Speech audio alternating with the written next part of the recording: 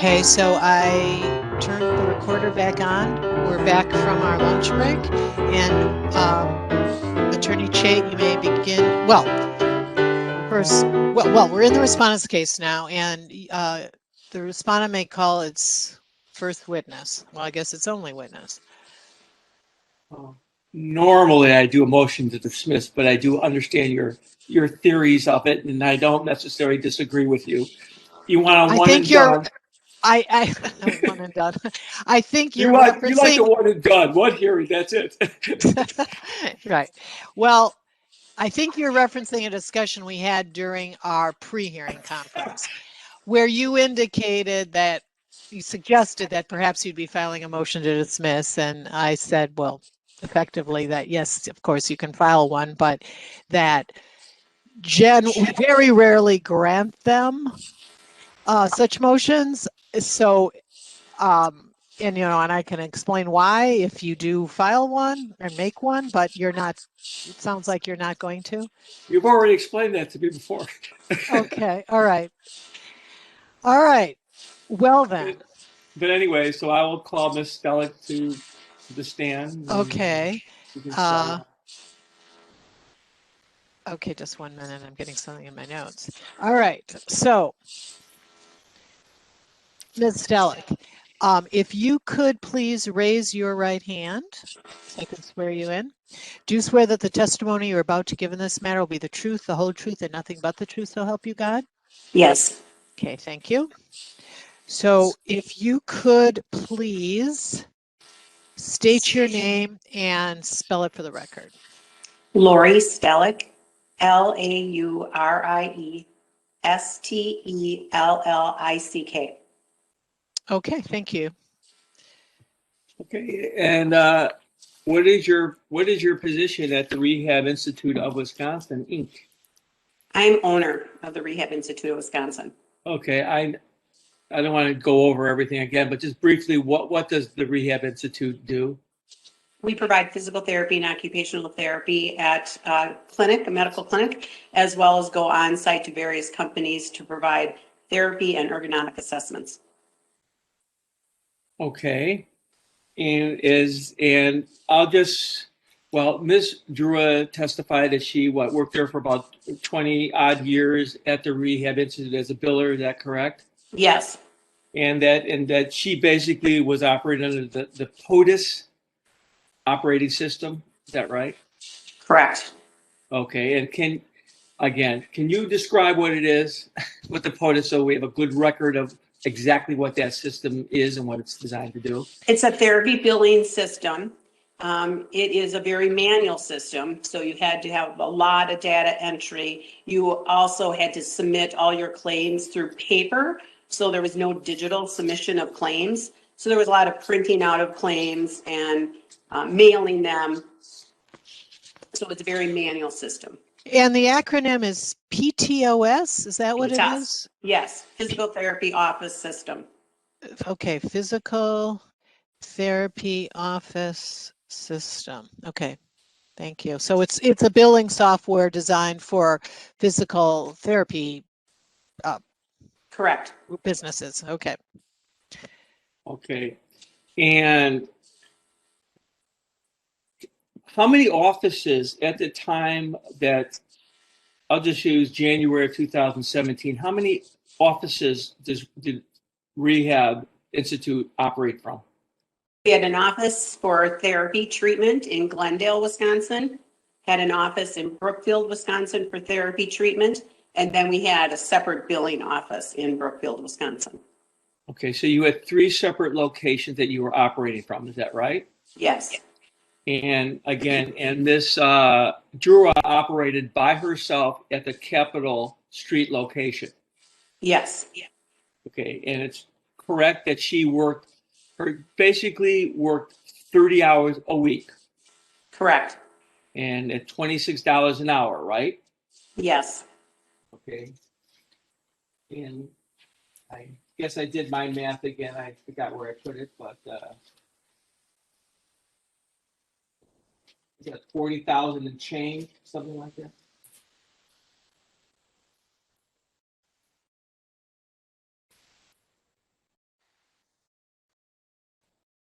Where's my?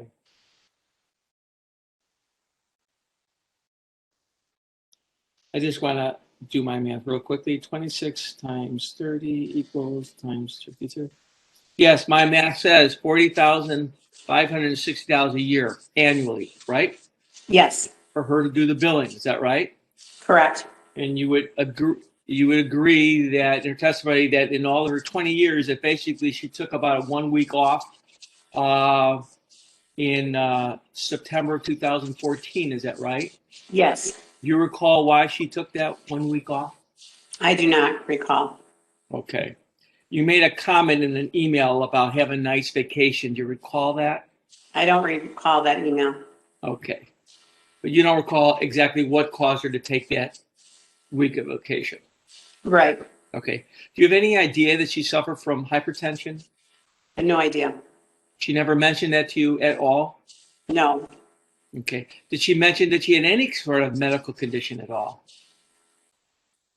there might have been some mention of diabetes at one time years ago. Okay, years ago, but that, as far as you know, did that impact her at work at all? No, In fact, did she have any medical condition that you know that it impacted or prevented her from coming to work pretty much every day, Monday through Friday, 30 hours a week? no, Okay. You worked in a different location as her, is that right? that's correct. So you wouldn't even see if she was suffering from anything at all, right? Right. So, and your communications with her was how? How did you communicate with her, right? Through either telephone or through email. Okay.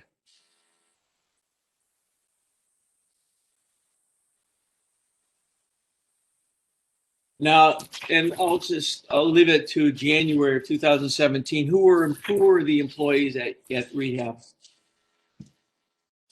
Justin, Jill Frondorf, Denise Drewa, Veronica Rutland, and myself. Okay. So you also perform physical therapy yourself. Is that right? Yes, Okay. And what did Jill Frondorf do? she is a physical therapist and she was a treating therapist full time. Okay. And Justin Magnuson, what was he doing? He is a physical therapist and he treated patients. Okay. So you had basically 3 full-time therapists, actually the worker bees. They're the ones that are generating the revenues. Is that right? Yes, Okay. And then you had Veronica Rutland. Is that correct? correct. Okay. Now you heard, and where did she perform? Where did Ms. Rutland perform her job? At the Brookfield Vacation 275 Regency Court. Okay. So that was at a different location than Ms. Drewa, right? Yes, Okay. And Excuse me. Are you a physical therapist or an occupational therapist? I am an occupational therapist. Okay. The others, Justin, I believe, and Jill, they're physical therapists. Correct.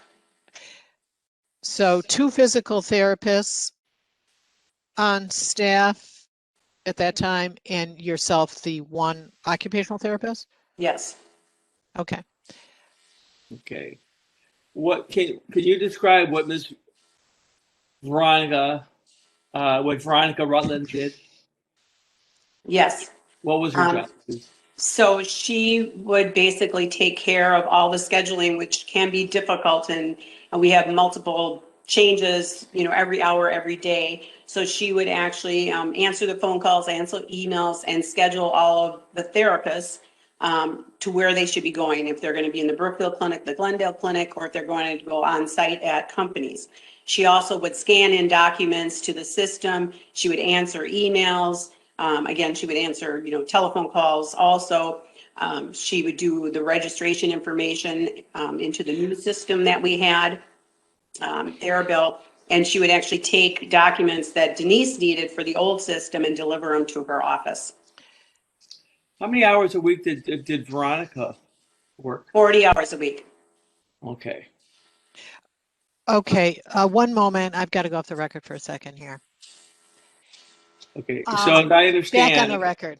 okay. So as I understand that And then you had Ms. Drewa, who did only the billing, right? Correct. And it's my understanding that she was the only part-time employee that you had? Or somebody working 30 hours? Correct. Okay. Everybody else was at 40 hours a week, hopefully? Yeah, Jill sometimes throughout her career would go down to like 34 hours or 36 hours and then back up to 40 hours. So yes.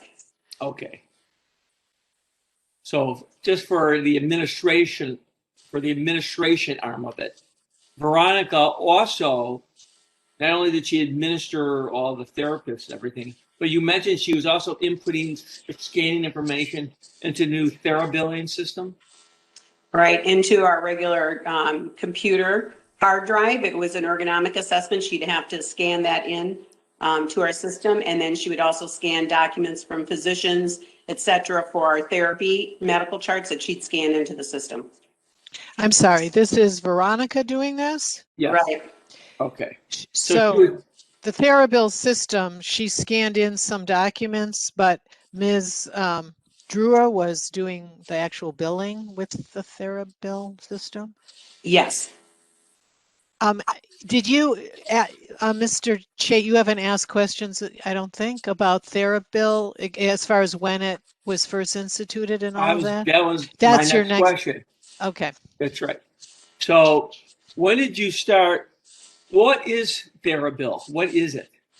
TheraBill is an electronic billing system for therapy, both physical and occupational therapy. So there's no more paper charts or paper mailings that need to go out because you can do everything through the digital system, which is much more efficient. Now, when you say everything, can it also do the billing? The therapist actually, so there you didn't have to manually enter the billing anymore. The therapist, through their notes, when they would type the notes into the medical chart, they would choose which charges that they wanted to have billed, and those would go right into TheraBill electronically. So you didn't have to manually enter diagnosis codes or billing codes manually. Okay. So, was TheraBill also able to do the billing function, I guess, too? I mean, technically. Yeah, there was, with the new software, there's two systems that go with it. So you have the system that the therapist would do medical chart billing. So what they did with the patient every visit when they saw the patient. And then through that, they would do the billing and put it through TheraBill. TheraBill was the actual billing software. Okay. And you purchased that as well? Yes. Okay. So in 2016, we purchased that to start learning those two systems. Okay. Wait, so Now- I'm just to clarify for myself, you purchased two systems. They're both TheraBill systems. Is that right? Well, the company likes to separate them into two names. WebPT is the actual medical chart for the patient, and TheraBill is just billing. Okay, There's no all right. medical notes in TheraBill. So, just so I have this straight. So, but they're both, even the WebPT part is the same company. It's the Correct. TheraBill. I don't know if it's called the TheraBill company, but they're from the same company. Yes, yes, it's one company. And one company produces both. So, but it's two separate software systems, if that's the right way to put it. I don't know. Yes, yes. So the WebPT is the medical chart, with all the notes, the medical notes. So a therapist using it would put in, I did such and such, I performed this therapy on this patient today. Here's the diagnosis, the code for that, and here's the code for the billing for what I did. So that would go in. And then the person doing the billing, who at one time, of course, was Ms. Drewa, she would then have that information that it would already be entered in. And then she would use that information to then send out a bill to a particular patient or company. Yes, or insurance company, correct. Okay. Okay. All right. Okay. And there's been some testimony that your billing started going down at some point in time. that correct? Yes, Okay. And there is a reference about less profit billing, but so that assumed there was an email that some kind of delayed, I guess in 2016, a bonus for Ms. Drewa. And one of the references that you were not as profitable, so you were delaying the bonus. Is that right? right, but we were still profitable at that time. That would be my next thing. But you were still profitable, meaning you're Yes. still making money. Okay. Yes, Okay. I'm going to show you now. Can we go now to respondents R4 ERD 108? Okay, just one moment. I got to get back into sharing screen. Sharing screen. Okay, so I'm now in the respondents exhibits. Right. Just go to 108. Go to ERD First 108. tell me what exhibit number. That's Okay. the most helpful to me. Exhibit R4. Okay, so R4. The last. And there you go. And see, there's this bookmarking function that we use, and then you go right to that Okay. particular document. And here we go. Now, give me a moment here because I want to state for the record, I need to state for the record that I am marking for the record respondents exhibit number 4. And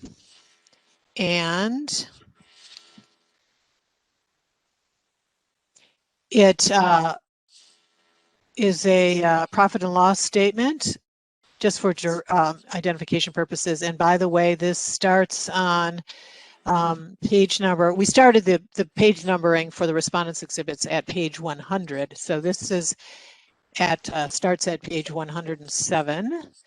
And now we're on specifically on page 108. Okay. Go ahead. Okay. You have your own copy because you can only see one, but this is a 2-page document. Well, right. In fact, everybody, and this is, the writing here, the numbers are very small. Anyway, it's kind of hard to read on the screen, at least for me it is. So does everybody have printed out copies of this?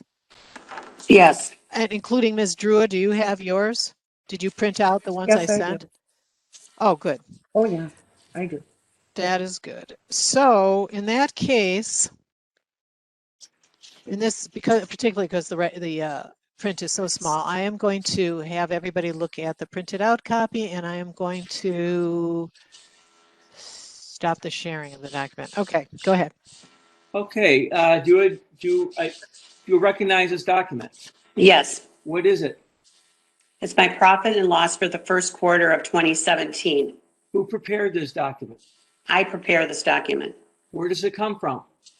It comes from my banking statements, and I enter everything into my QuickBooks, and then I can print off the report. Okay. Does Ms. Drewa, you share this information with Ms. Drewa? No, Would she ever see a document like this? no, Was she privy to any of your financial information? no, So the only thing she would know is that from her perspective, that billings itself can go lower, right? correct. Okay. But she would not have any idea whether or not you were profitable or not. Is that correct? Correct. Okay. So I'm looking at, first of all, on the first page, it also records that at the bottom portion, the rent. It identifies 3 different locations. Is that right? Correct. Okay. So you mentioned Glendale. Is that the Port Washington location? Yes. Okay. And I'm sorry, where are you looking? I'm looking at the rent. If you look on the first page of the profit and loss statement, when you go down, you'll see a category that says is rent. Oh, rent. That? Yeah. Got it. Okay. Okay. So that means in the first quarter, you were paying for Port Washington, you're paying a little over $3,000, right? Yes. So and for a that's year. Excuse me, that's the Glendale location. You didn't mention the address, but the Glendale I'm location. sorry, that's the Glendale location at Port Washington Road, right? Yes. Okay. So that's roughly about $12,500 a year. Right? Correct. Okay. And where you're located, That's the 275 Regency Court, is that right? Yes, Okay, and lastly was the 17700 West Capitol. That's where Ms. Drewa was working. yes, So that's about 5,000 a year, right? yes. Okay. You say 5,000 a year Well, because because it's a quarter. no. I just want to express. So this is a quarterly. So right here it says $1,337. So that, in other words, is the rent for 1 quarter. Yes, So obviously multiply by 4 is where That's we right. would say it, just so I understand. So that's how you get about $5,000. Yeah, that's 5,000. It really comes out to exactly 5,352. And the Regency is 163 times, oops, I'm sorry, 3163 times 4. Yeah, the Regency is 12,662. So collectively, that comes out to 53, 52. So that's about $18,000 of rent, right? Well, isn't there a total here for it says total There is, rent. there That's is, for the there is. quarter. It'll come more relevant later on. Okay. But just to My clarify for the questioning. record, so, but according to this, the quarterly rent for including the 3 locations was 15,000, almost 16,000, right? That's correct. For a quarter. So again, if you multiplied by 4, that would be the total for the year for rent. Okay. So That's correct? Ms. Stellick, yeah. yes. okay. Now let me ask you this. So this looks like it was printed. If I'm looking at the top left corner, it looks like it was printed on April 19th. Oh no, that's when you probably sent it. When do you recall looking at this? I would look at it like the second week of April. Okay, why? It's okay. The second. I'm sorry. Yep. So I'd have to get my March, bank statement.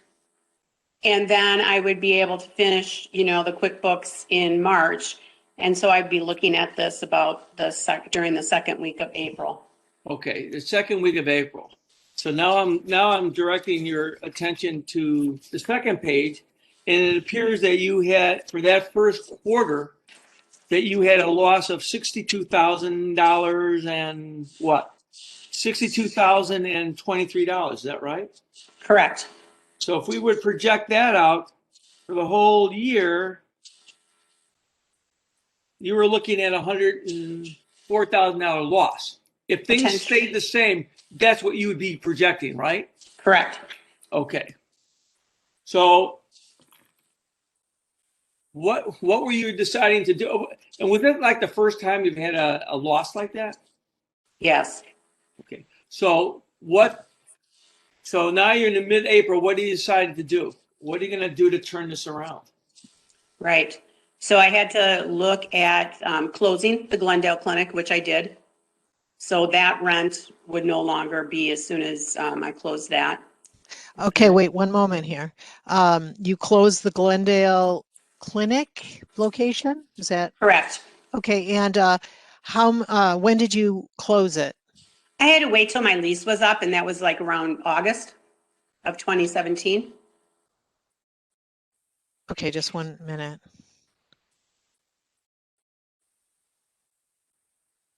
Okay, go ahead. Did you make any personnel decisions?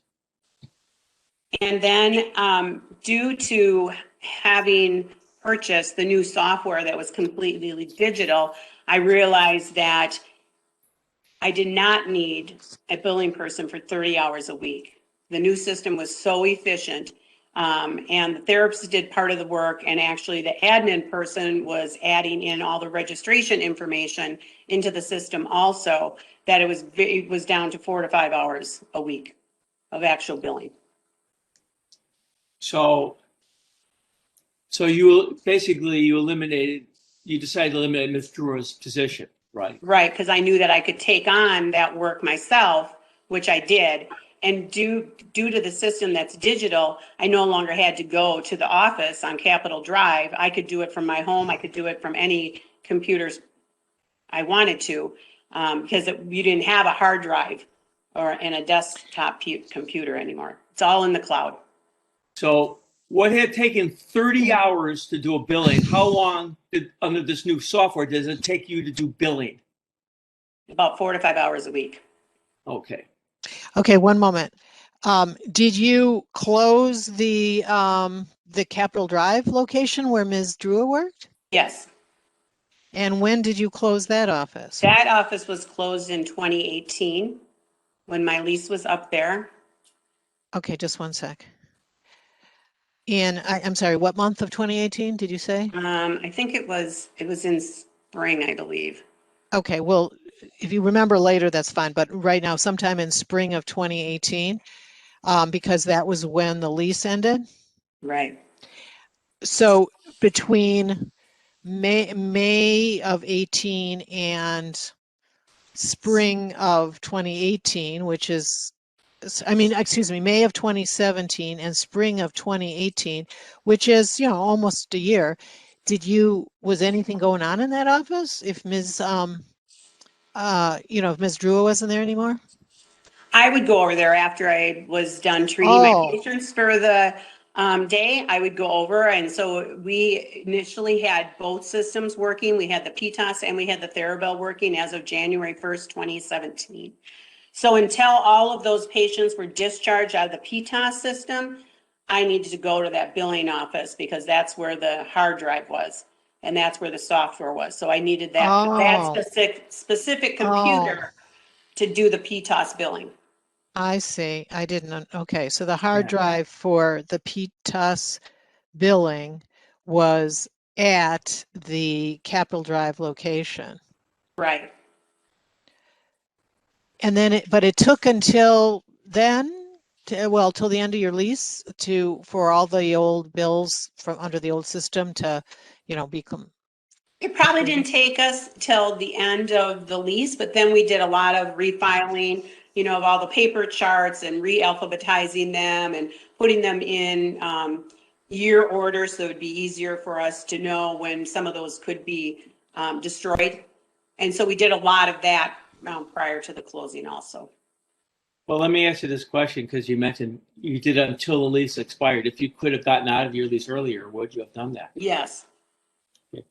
So until the time your lease expired, the only immediate way you could save money is really to just eliminate Ms. Drewa's job, basically.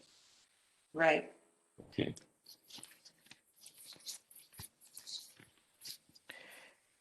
Now, Excuse me, did you have any of the other employees do some of the billing once also? No, not until later in the year at 2017, I started teaching Veronica the billing. and how long did it take Veronica to do this? The actual billing and be sufficient at it? Yeah, Yeah, how long it would take her 4 to 5 hours a week. So under the best case scenario, if you didn't eliminate Ms. Drewa's total job, she would have been cut down to 4 or 5 hours a week. Yeah, Right. pretty much, if you didn't do that. Is that right? Right. But you could absorb her inside your salary, and you could, and because Veronica was still full-time, you could absorb that with hers. Yes. So when did you make this? When did you make this decision with the job elimination? When did you finalize this? Yeah, I made the decision that first week of May, around May 6th and 7th, when I made my final decision, what I had to do so I could become profitable again. Okay. That is when you made the decision to terminate Ms. Drewa's? Yes. To terminate Ms. Drewa's, to eliminate her position. Yes. Is that right? And did you, at that same time, did you decide to eliminate or to close the Glendale office? Absolutely.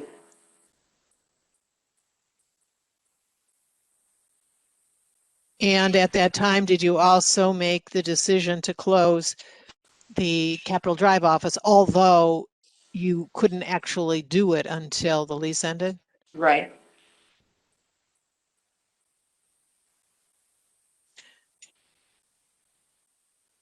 Okay. Now, when were you going to inform Ms. Drewa of this decision? On May 12th. Okay, on May 12th. And how were you going to do that? In person. I would meet with her at the Capitol Drive location. Was your intent to meet with her in person so that you could personalize it and explain to her why you're doing it? Yes. I assume that she worked through Thursday, is that correct? Through this? Yes. Okay. And we went into detail, you heard the testimony about, you sent her, you had received the PTOS, I'm going to get that wrong, the PTOS report from her on the 10th, right, May 10th. And then you responded back and said there are things you needed to get done. Right. Okay, and you specifically mentioned to get done in 2 days. Why those 2 days? You mentioned 2 days very, very specifically in that email. Right. I wanted things to be all caught up. At the time, so you were going to terminate at the end of the day on the 12th, right? Yes. So you wanted things caught up so that when she left, you'd be as caught up as possible. Is that right? Right. Okay. So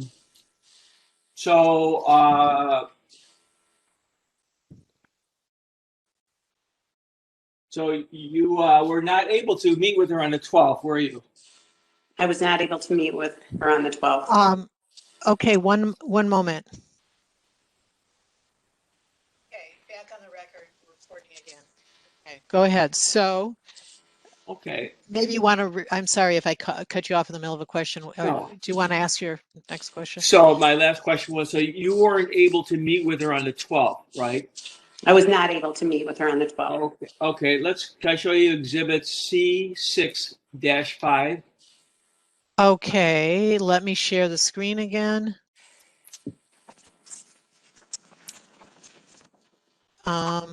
Let's see here. I have to get back to the complainants exhibits. And you said C-5? Yeah, C6-5, Okay. yeah, right. Yep. Okay, here we are. Let me get down to this is the termination letter. 5? All right. No, one more. 6-5. Wait, is it? 6-5. 6-5. I'm sorry. I misunderstood. That'll be next. C6-5. Okay. Yes. This is what There you you want? go. All Yeah. right. So we are at C6 sub 5. And this is that text that was sent by Ms. Drewa to Ms. Stellick on May 11th Okay. at 7:03 p.m.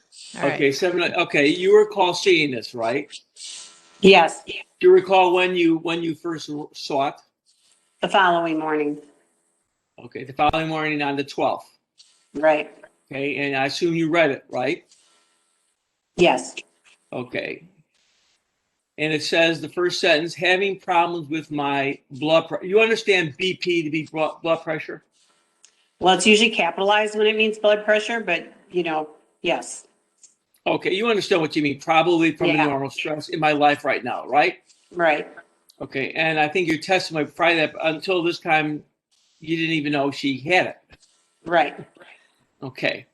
So then it says her doctor's going to put her on leave starting tomorrow, and then until she's going to see May 22nd. Is that right? Yes. Okay. So,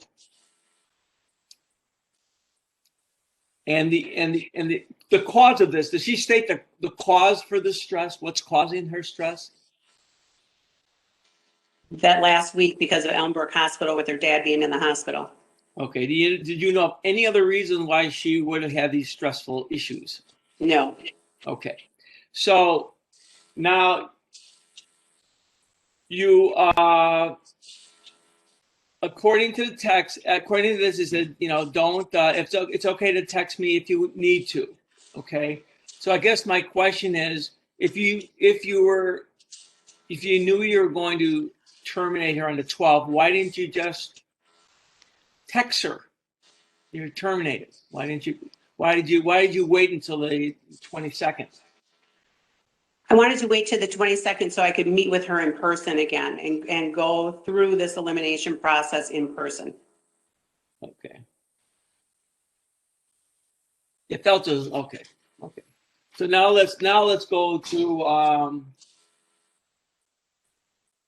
and there's nothing else that gives you any indication that she has any other medical issues at all. Correct. Okay. So now let's look at C5. Okay.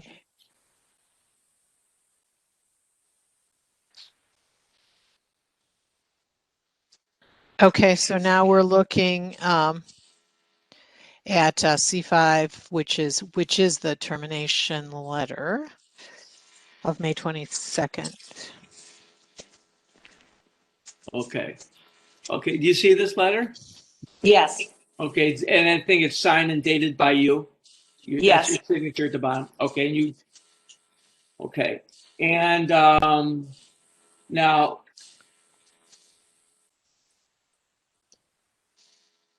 if she were to return to work on the 22nd, she would have been there. What? I think she said her time was generally she'd come in between 8 o'clock and 8:30. Is that correct? Right. Usually 8 to 2, 8:30 to 2. Yes. Okay. So did you check up on her to see whether or not she actually came to work at all on the 12th? No. Okay. So what did you do?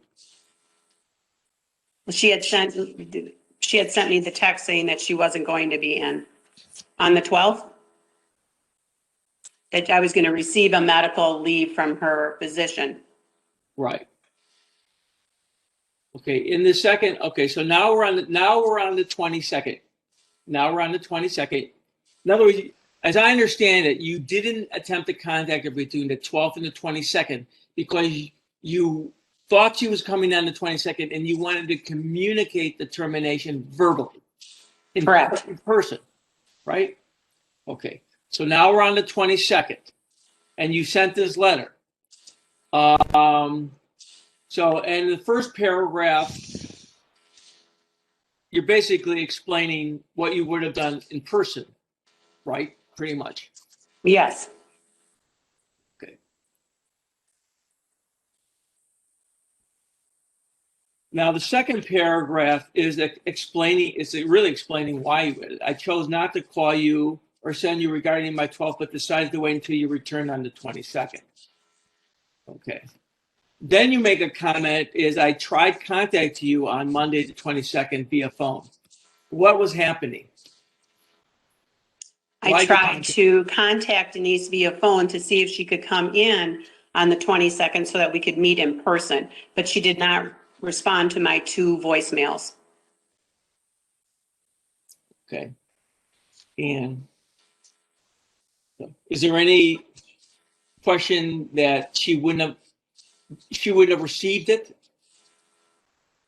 I mean, that she knew basically when you left the voicemail, it didn't say the mailbox is full, did it? It said, so you were able to leave your messages, right?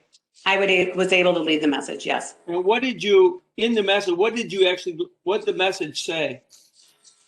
That I'd like to have a meeting with you today. I would like you to come into the billing office so that I could speak to you in person. Okay. And you left that twice. Yes. And she did not respond to you. Is that correct? Right. Okay.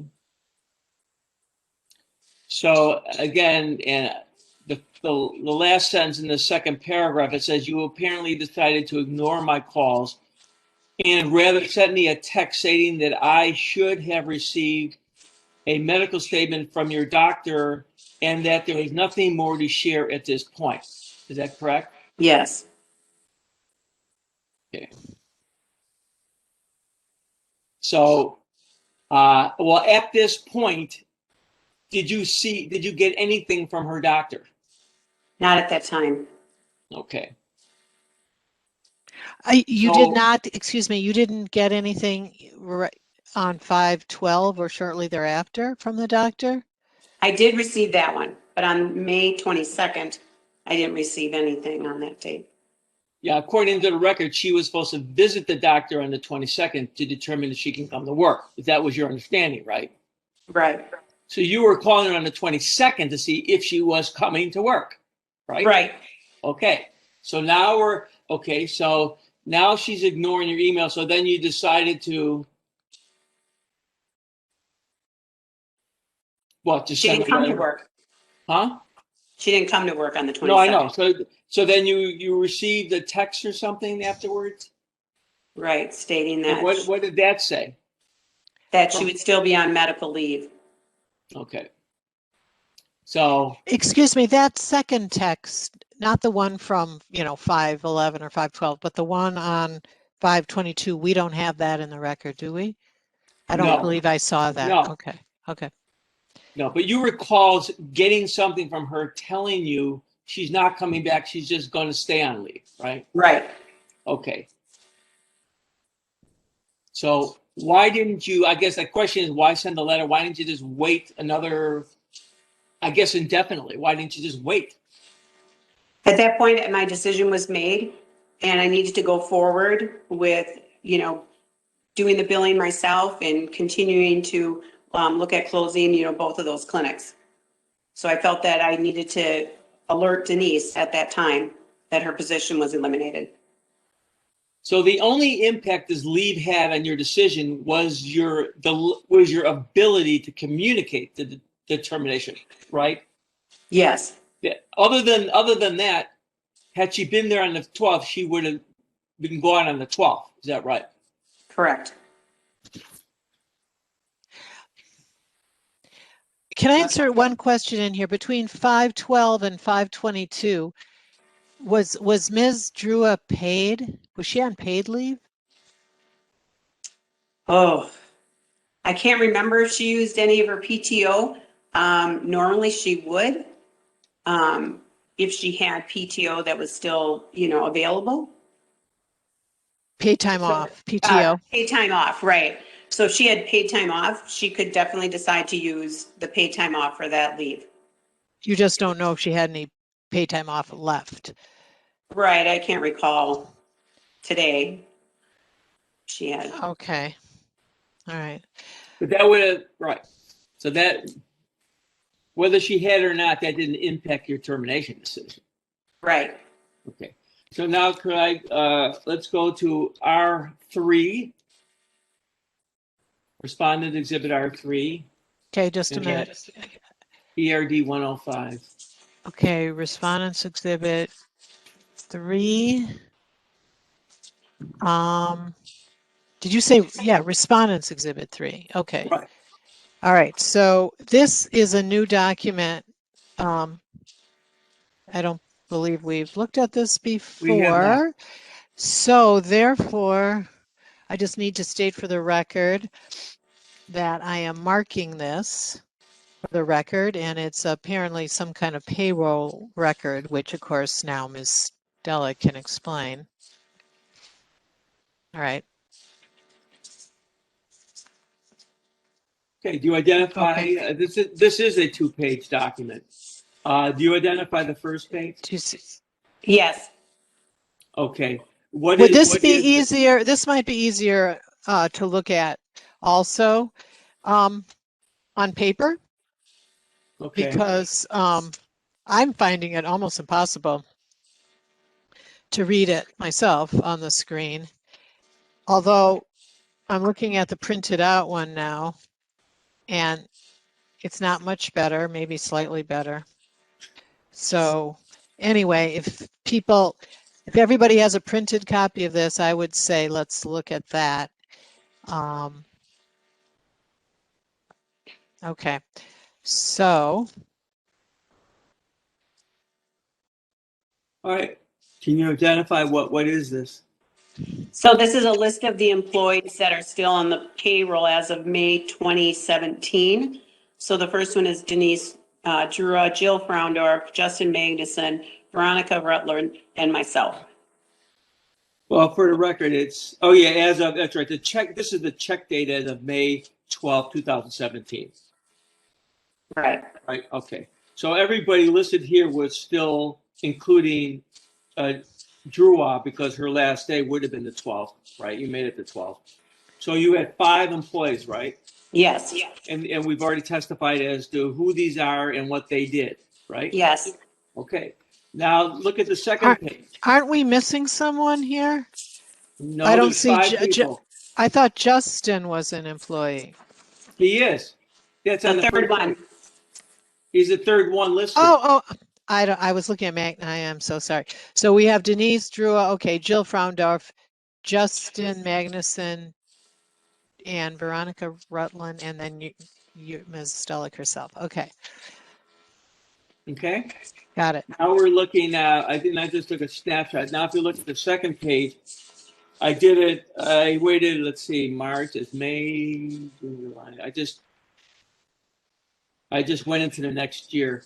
So as of March of 2018, you see there's only 4 people here. Is that right? Yes. So the only one missing here is the Ms. Drewa for the job elimination. Is that right? Yes. Okay. Have you ever replaced Ms. Drewa as a billing clerk? No. Okay. So who does the billing function now? Currently, Veronica is doing most of it. I help her with it. Okay. So, but that is not, and she's still working her same 40 hours a week, her same full-time hours. Oh, no, she's no longer there. I know. She is working part-time, Right. Okay. doing the billing for me. Okay. But other than that, so that position has just never been updated. And we're talking 2021. We're 4 years beyond the date of the decision now. Right. So, but through 17 and 18 and 19, you did not replace Ms. Drewa. Correct. I'm I sorry. didn't hear what she said. Oh, I okay. didn't hear In what she said. response, It was like, or okay. to Which Veronica. question did you not hear? co-working. You know, your How long audio is kind of is on and off. Veronica's still there? Yeah. Laura, Okay. you said that Veronica's only working part-time now? Right. I didn't get that. Well, How many hours a week does she work now, approximately? It just started. So I'm guesstimating that it'll be, 5 to 6 hours a week. for purpose of this case, though, we're talking since May of 2017, all of 18, all of 19, even all of 20. Has anybody other than yourself really done the billing? Right, that's correct. There was no replacement of the billing position. And It was absorbed between myself and Veronica. So Veronica, until very recently, worked 40 hours a week. Correct. And those 40 hours included, as of May of 2017, included billing. Yes. And now, when you say she just started, I mean a few weeks ago, or? Her last day was the last day of April of who's it say, 2017, 2021. So when you say her last day, I mean, she is still working, you said, 5 to 6 hours a week? I understood the question to be, was she working 40 hours a week currently? Oh, okay. So But the now response was that she's working part-time. And her hours now, 5 to 6 hours a week, that's basically, she's the billing person, then that's really all she does now? Correct. and that started when? Her first day was May 3rd. Of That she this started year. the part-time of this year, Of this year. of 2021. Okay.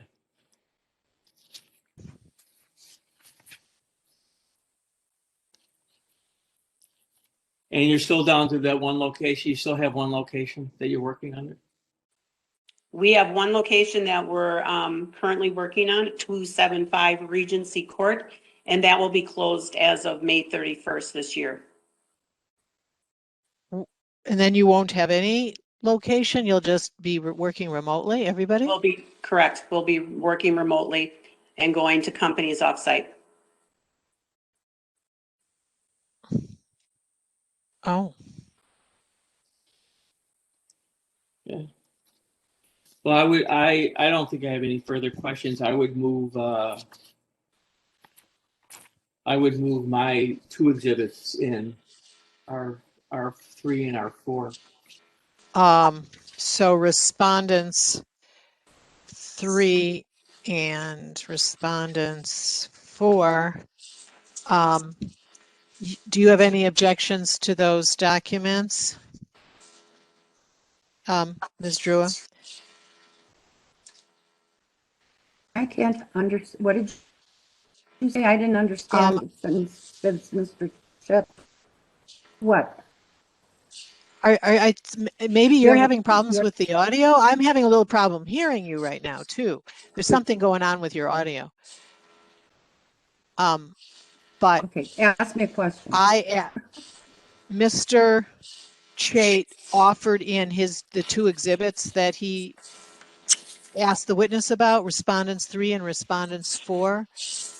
And so I'm just asking you if you are objecting.